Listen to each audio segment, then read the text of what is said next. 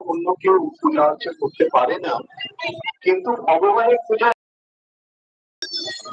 অন্তর্য যে সমাজের সবচেয়ে অত্যন্ত নিম্ন স্তরে যারা পশু শিকার করে জীবিকা নির্বাহ করে তারা পর্যন্ত ভগবানের পূজা করে।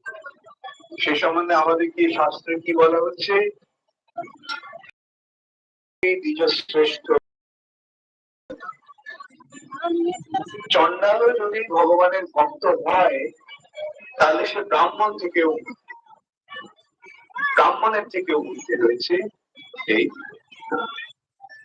ভগবত ভক্তের স্থান। তিনি যদি চন্ডালও হন তার তবুও তার স্থান ব্রাহ্মণের উচিত।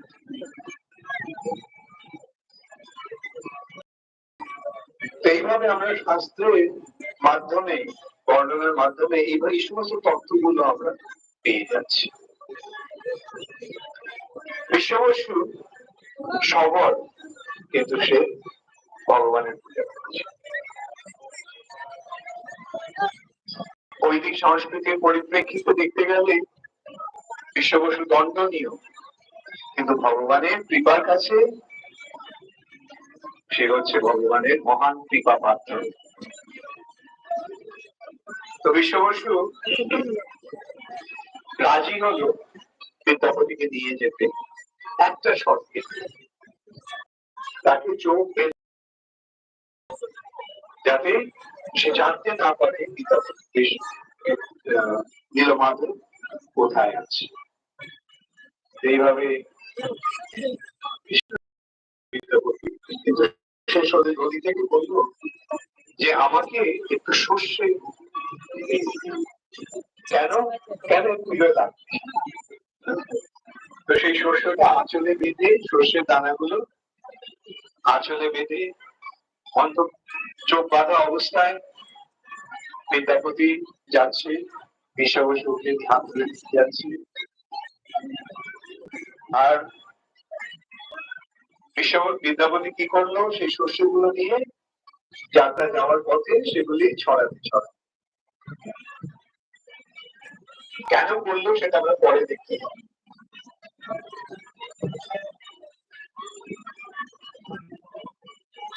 সেখানে গিয়ে বিদ্যাপতি নীলমাধবের দর্শন করবে, অত্যন্ত বিমোহিত হয়ে গেছে ভগবানকে দর্শন করে। আর এদিকে বিশ্ববসু গেছে বন থেকে ফল ফুল সংগ্রহ করে আনতে ভগবানের পূজার জন্য। বিদ্যাপতি দাঁড়িয়ে ওখানে বসে আছে, হঠাৎ দেখলো